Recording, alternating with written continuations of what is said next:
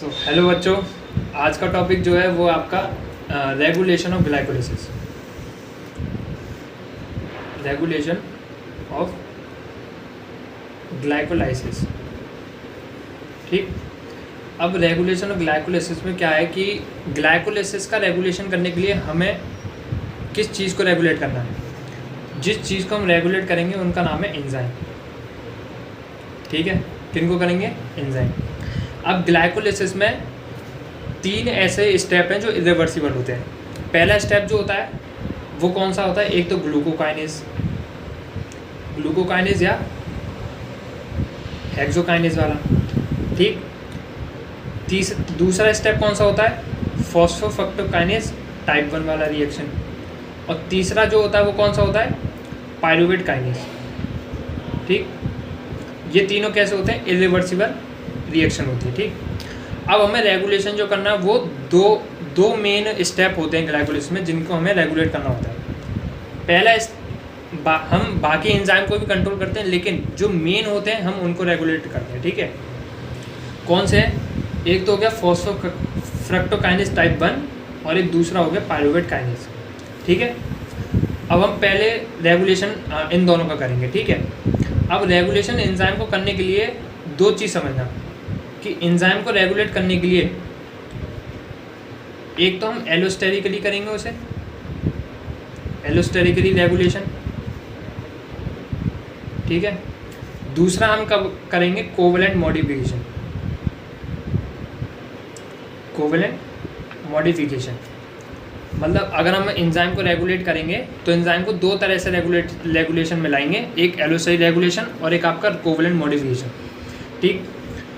अब allosteric regulation का मतलब क्या होता है? मान लो ये कोई एंजाइम है। ठीक है, ये कोई एंजाइम है। ठीक।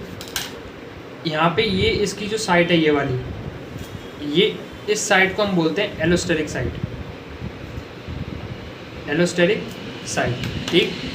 और ये कोई सबस्ट्रेट है जो कि सबस्ट्रेट यहाँ आके जुड़ेगा एलोस्टेरिक साइट पर, जिसकी वजह से 2 चीज़ें होंगी, या तो वो एंजाइम को एक्टिवेट करेगा या तो वो एंजाइम को इनएक्टिवेट करेगा। ठीक। ये होता है एलोस्टेरिक रेगुलेशन। कोवेलेंट रेगुलेशन का मतलब ये होता है कि ये कोई एंजाइम है। ठीक है। जब तुम कोवेलेंट मॉडिफिकेशन का मतलब ये होगा कि एंजाइम पे जब तुम या तो फॉस्फोराइलेशन करोगे, फॉस्फोराइलेशन या डीफॉस्फोराइलेशन, जिसकी वजह से क्या होता है? एंजाइम या तो एक्टिवेट होता है या इनएक्टिवेट होता है।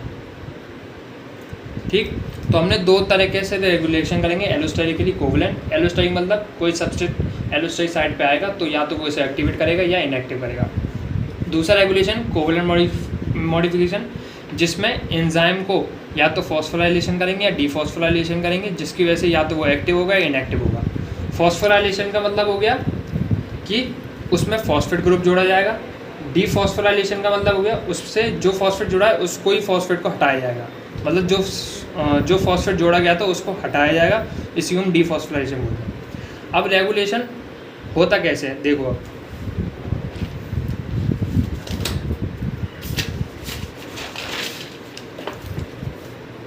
रेगुलेशन होगा आपका पहला जो है फॉस्फोफ्रक्टोकाइनेज टाइप 1 एंजाइम का।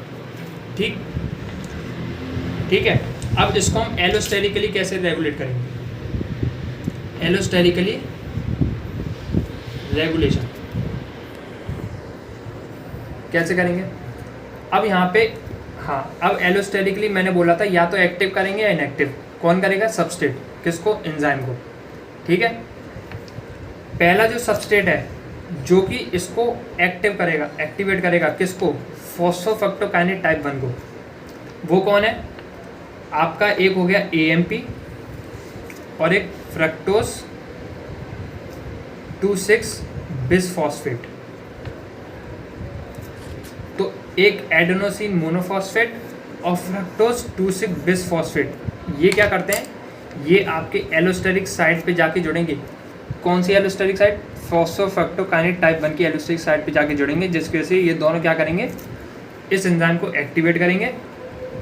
और अगर एक्टिवेट हो गया तो फ्रक्टोज 6 फॉस्फेट किस में कन्वर्ट होता है? फ्रक्टो 1 6 बिस्फॉस्फेट में कन्वर्ट होगा। ठीक, अब ये जो होता है ये रेगुलेट मतलब कर कैसे रहे हैं, सॉरी इसको रेगुलेट कर कैसे रहे हैं? ये एडेनोसिन मोनोफॉस्फेट है। ठीक है, एडेनोसिन मोनोफॉस्फेट का मतलब ये हो गया कि अगर एएमपी का लेवल बढ़ा हुआ है, एएमपी का लेवल बढ़ा मतलब ये सिंपल सी बात है, एटीपी से आगे चल के क्या बनता है? एएमपी बनेगा। ठीक है, तो सिंपल सी बात है, एटीपी कम हो रहा है तो एएमपी का बढ़ रहा है लेवल। समझ रहे हो कि एटीपी का लेवल, एटीपी जो है वो एएमपी में कन्वर्ट हो रहा है। तो एटीपी का इसका मतलब ये हो गया, एटीपी कम हो रहा है तो एएमपी बढ़ रहा है। इसका मतलब बॉडी में एटीपी की मात्रा कम हो रही है, और ग्लाइकोलाइसिस का मेन मोटिव क्या होता है? एटीपी को जनरेट करना। ठीक, तो इसका मतलब एटीपी कम हो रही है और एएमपी बढ़ रहा है। तो ये क्या करेगा? तो हमें बॉडी को एटीपी चाहिए, तो एएमपी क्या करेगा? स्टिमुलेट करेगा किसको? फॉस्फोफ्रक्टोकाइनेज टाइप 1 को, जिसकी वजह से ग्लाइकोलाइसिस होगी। ठीक, अब इसकी बात आते हैं फ्रक्टोज 2 6 बिस्फॉस्फेट की। मान लो ये कोई सेल मेम्ब्रेन है। ठीक, ये पूरी हमारी सेल मेम्ब्रेन है। ठीक है, और यहाँ पे मेरा कोई रिसेप्टर है, ठीक, जिसका नाम है जी प्रोटीन कपल रिसेप्टर। ठीक है, जी प्रोटीन कपल रिसेप्टर। ठीक है, और दूसरा एंजाइम एक प्लाज्मा मेम्ब्रेन में ही जुड़ा हुआ होता है। ठीक है, इसका नाम है एडिनाइलिल साइक्लेज। जो कि एडिनाइलिल साइक्लेज का काम क्या होता है? ये क्या करता है? एटीपी को किस में कन्वर्ट करता है? साइक्लिक एएमपी में। किस में कन्वर्ट करता है? साइक्लिक एएमपी में। ठीक है, ये जी प्रोटीन कपल रिसेप्टर। अब क्या होता है कि नॉर्मली ग्लूकोज को अगर मेटाबॉलिज्म करवाना है तो सिंपल सी बात है, एक हार्मोन काम आता है। उस हार्मोन का नाम क्या है? इंसुलिन। क्या नाम है? इंसुलिन। वो इंसुलिन क्या करता है? इस जी प्रोटीन कपल रिसेप्टर पे एक्ट करता है। जैसे ही वो इस जी प्रोटीन कपल रिसेप्टर पे एक्ट करेगा तो वो क्या करेगा? वो एडेनाइलिन साइक्लेज की एक्टिविटी को क्या कर देगा? डिक्रीज कर देगा। जिसकी वजह से क्या होगा? एडेनाइलिन साइक्लेज की एक्टिविटी कम होगी तो एटीपी जो है वो साइक्लिक एएमपी क्या होगा? कम बनेगा एटीपी से। जिसकी वजह से क्या होगा? साइक्लिक एएमपी से साइक्लिक एएमपी कम बनेगा तो प्रोटीन काइनेज ए की एक्टिविटी क्या होगी? कम हो जाएगी। ठीक, इतना समझ आया? ठीक है, अब उसके बाद क्या होता है कि हमारी साइटोप्लाज्म में, ये पूरा क्या है? साइटोप्लाज्म। ठीक है, यहाँ पे 2 एंजाइम होते हैं जो कि आपस में जुड़े हुए होते हैं बॉन्डिंग के थ्रू। ठीक है, एक का नाम होता है फॉस्फोफ्रक्टोकाइनेज टाइप 2 और एक का नाम होता है फ्रक्टोज बिसफॉस्फेटेज टाइप 2। ठीक है, अब ये फॉस्फोफ्रक्टोकाइनेज टाइप 2 और फ्रक्टो बिसफॉस्फेटेज टाइप 2, एक बात सुनना। ठीक है, जब अब ये प्रोटीन काइनेज है, अब इस पे क्या जुड़ा? फॉस्फोफ्रक्टोकाइनेज टाइप 2 पे जुड़ा हुआ है तुम्हारा फॉस्फेट, जिसकी वजह से क्या है? ये इनएक्टिव है। और फ्रक्टो बिसफॉस्फेटेज टाइप 2 क्या है? एक्टिव है। ठीक, अब क्या होता है कि जैसे ही प्रोटीन काइनेज ए की एक्टिविटी कम होती है तो फॉस्फोफ्रक्टोकाइनेज टाइप 2 से जो फॉस्फेट जुड़ा हुआ है वो क्या होता है? हट जाता है। ठीक है, वो क्या होता है? हट जाता है। ठीक है, जिसकी वजह से इससे फॉस्फेट हट गया। पहले कौन सी स्टेट में था? फॉस्फोफ्रक्टोकाइनेज टाइप 2 फॉस्फोराइलेटेड स्टेट में। अब कौन सी स्टेट में आ गया? डीफॉस्फोराइलेटेड स्टेट में। तो अब ये क्या हो गया? एक्टिव हो गया। और फ्रक्टोज बिसफॉस्फेटेज टाइप 2 क्या हो गया? इनएक्टिव हो गया। जिसकी वजह से क्या होगा? जो फ्रक्टोज 6 फॉस्फेट है, जो फ्रक्टोज 6 फॉस्फेट जो है, ठीक, वो आपका किस में कन्वर्ट हो जाएगा? Fructose 2 6 bisphosphate. और ये काम किसने किया? फॉस्फोफ्रक्टोकाइनेज टाइप 2 ने किया। इतना समझ आया? और ये फ्रक्टो 2,6 बिसफॉस्फेट ये क्या करेगा? ये एक्टिवेट करेगा किसको? फॉस्फोफ्रक्टोकाइनेज टाइप 1 को, जिसकी वजह से क्या होगा? फ्रक्टो 6 फॉस्फेट किस में कन्वर्ट होगा? फ्रक्टो 1 से बिस, मतलब आगे ग्लाइकोलिसिस प्रोसीड होगी। ठीक है, तो ये जो पूरा है ये वाला, ये कौन सा रेगुलेशन हो गया? Covalent regulation. ठीक है, ये इतना समझ आया? इंसुलिन आया, जी प्रोटीन पे एक्ट किया, डिक्रीज एक्टिविटी हुई किसकी? एड्रेनल साइक्लेज की। फिर उससे क्या हुआ? एटीपी से साइक्लिक एमपी कम बनने लगा। फिर उससे क्या हुआ? प्रोटीन काइनेज ए की एक्टिविटी कम हो गई, जिससे जैसी उसकी एक्टिविटी कम हुई तो फॉस्फोफ्रक्टोकाइनेज टाइप 2 किस में चला गया? डीफॉस्फोराइलेटेड स्टेट में, जिसकी वजह से एक्टिव हो गया। एक्टिव होने का क्या हुआ? उसने क्या किया? फ्रक्टो 6 फॉस्फेट को फ्रक्टो 2,6 बिसफॉस्फेट में कन्वर्ट किया। फिर इसने क्या किया? इसने एक्टिवेट कर दिया फॉस्फोफ्रक्टोकाइनेज टाइप 1 को। फिर फॉस्फोफ्रक्टोकाइनेज टाइप 1 ने क्या किया? फ्रक्टो 6 फॉस्फेट को फ्रक्टो 1 से बिसफॉस्फेट में कन्वर्ट किया, जिसकी वजह से ग्लाइकोलिसिस आगे पूरी हुई। तो इसका जो एलोस्टेरिक रेगुलेशन है वो समझ आ गया। फॉस्फोफ्रक्टोकाइनेज टाइप 1 ये एलोस्टेरिकली हो गया और एक कोवलेंट मॉडिफिकेशन हो गया। ठीक है, अब एक और चीज़ समझो कि दूसरी जो अब मैंने ये बताया था कि एलोस्टेरिकली रेगुलेट करने के लिए एएमपी और फ्रक्टो 2,6 बिसफॉस्फेट इसको एक्टिवेट करते हैं। अब इसको इनिबिट कौन करता है? इसको इनिबिट करता है एटीपी और सिट्रेट। सिंपल सी बात है, अगर एटीपी ज़्यादा हुआ तो ग्लाइकोलिसिस क्या होगी? स्टॉप होगी। और एटीपी क्या करेगा? एटीपी इसको इनिबिट कर देगा फॉस्फोफ्रक्टोकाइनेज टाइप 1 को। ठीक है, क्योंकि एटीपी पहले से ही ज़्यादा है बॉडी में, तो ग्लाइकोलिसिस चलाने की कोई ज़रूरत नहीं है, इसलिए वो इनएक्टिव कर देगा एटीपी। सिट्रेट टीसीए का प्रोडक्ट है, तो सिंपल सी बात है टीसीए साइकिल एटीपी जनरेट कर दिया। अगर हाई सिट्रेट होगा तो सिंपल सी बात है ग्लाइकोलिसिस स्टॉप हो जाएगी, क्योंकि सिट्रेट पहले से ही ज़्यादा है, टीसीए से और ज़्यादा एटीपी बनेगी इसी से ही। ठीक है, तो ये क्या करेगा? फॉस्फोफ्रक्टोकाइनेज टाइप 1 को इनहिबिट कर देगा। तो एक्टिवेट कौन करेगा? EMP fructo 2,6 bisphosphate. ईएमपी एलोस्टेरिकली करता है और फ्रक्टो 2,6 बिसफॉस्फेट करता है। ठीक, और इनएक्टिव कौन करेगा? हाई एटीपी और हाई सिट्रेट। ठीक, और कोवलेंट मॉडिफिकेशन ये हो गया कि कोवलेंट मॉडिफिकेशन कैसे होता है? फ्रक्टो 2,6 बिसफॉस्फेट के थ्रू।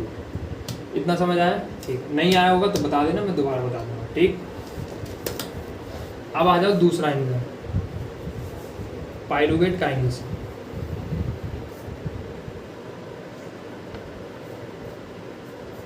पाइरूवेट काइनेज क्या करता था? जो फॉस्फोइनॉल पाइरूवेट था वो किस में कन्वर्ट करता था? पाइरूवेट में। और यहाँ पे एटीपी जनरेशन स्टेप होता था, एटीपी से एटीपी बनेगा। ठीक है, तो ये स्टेप था पूरा। तो ये काम कौन करता है? Pyruvate kinase. ठीक है, अब इसको रेगुलेशन कैसे करते हैं? एलोस्टेरिकली रेगुलेशन कैसे करेंगे? एलोस्टेरिक कैसे करेंगे? एक मॉलिक्यूल है जिसका नाम है फ्रक्टोज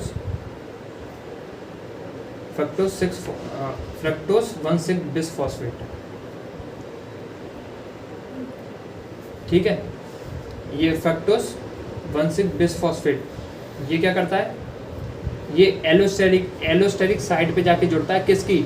पाइरूवेट काइनेज की, जो कि इसको क्या करेगा? एक्टिवेट करेगा किसको? पाइरूवेट काइनेज को। ठीक, जिसकी वजह से क्या होगा? ग्लाइकोलिसिस आगे बढ़ेगी। दूसरा है कोवलेंट मॉडिफिकेशन। कोवलेंट मॉडिफिकेशन कैसे होता है ये समझो। ये सेल मेम्ब्रेन है, ठीक, और ये मेरा जी प्रोटीन कपल रिसेप्टर है, और ये मेरा एडेनाइलिन साइक्लेज। ये क्या है? जी प्रोटीन कपल रिसेप्टर, और ये क्या है? एडेनाइलिन साइक्लेज। ठीक है, अब क्या होता है कि नॉर्मल क्या होता है कि जो पाइरूवेट काइनेज है, ये पाइरूवेट काइनेज है, ठीक है, इस पे फॉस्फेट जुड़ा हुआ है। ठीक, ये क्या है? पाइरूवेट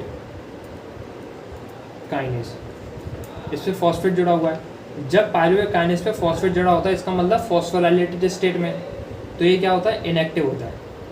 कैसी स्टेट में होता है, इनएक्टिव। अब क्या होता है कि हमारा इंसुलिन मॉलिक्यूल आता है ग्लाइकोलाइसिस प्रोसेस में। कौन आता है, इंसुलिन, जो कि क्या करता है, जी प्रोटीन का पर रिसेप्टर पे एक्ट करेगा, जिसकी वजह से क्या करेगा, एडेनाइन साइक्लेज की एक्टिविटी को कम करेगा। एडेनाइन साइक्लेज की एक्टिविटी कम होगी तो एटीपी से साइक्लिक एएमपी कम बनेगा, जिसकी वजह से क्या होगा, प्रोटीन काइनेज ए की एक्टिविटी क्या होगी, कम होगी।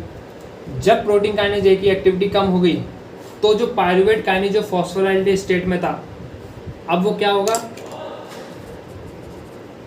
अब वो डीफॉस्फोराइलेटेड स्टेट में चला जाएगा। कौन, पायरुवेट काइनेज। ठीक, पायरुवेट काइनेज किस में चला गया, डीफॉस्फोराइलेटेड स्टेट में चला गया, तो एक डीफॉस्फोराइलेटेड स्टेट में चला गया तो ये एक्टिव हो गया। एक्टिव हो गया तो क्या करेगा, फॉस्फेनॉल पायरुवेट को किस में कन्वर्ट करेगा, पायरुवेट। ठीक है, तो ये होता है कोवैलेंट मॉडिफिकेशन। अगर नहीं समझ आया हो तो बता देना, ठीक है, मैं दोबारा बता दूंगा। तो ये इतना था, ठीक है। इंसुलिन एक्ट किया जी प्रोटीन पे, एडेनाइन साइक्लिक एक्टिविटी कम हुई, एटीपी से साइक्लिक एमपी कम बना, साइक्लिक एमपी कम बना तो प्रोटीन काइनेज एक्टिविटी इसकी घट गई, जिसकी वजह से क्या हुआ, जो पायरुवेट काइनेज फॉस्फोराइलेटेड स्टेट में था वो डीफॉस्फोराइलेटेड स्टेट में चला गया, जिसकी वजह से वो एक्टिवेट हो गया और उसने फॉस्फेनॉल पायरुवेट को पायरुवेट में कन्वर्ट कर दिया। तो एलोस्टेरिक के लिए कौन कर रहा है रेगुलेशन, फ्रक्टोज 1,6-बिसफॉस्फेट, और कोवैलेंट मॉडिफिकेशन भी इंसुलिन के थ्रू होगा। ठीक है, तो ये तो हमारा पायरुवेट काइनेज का था। अब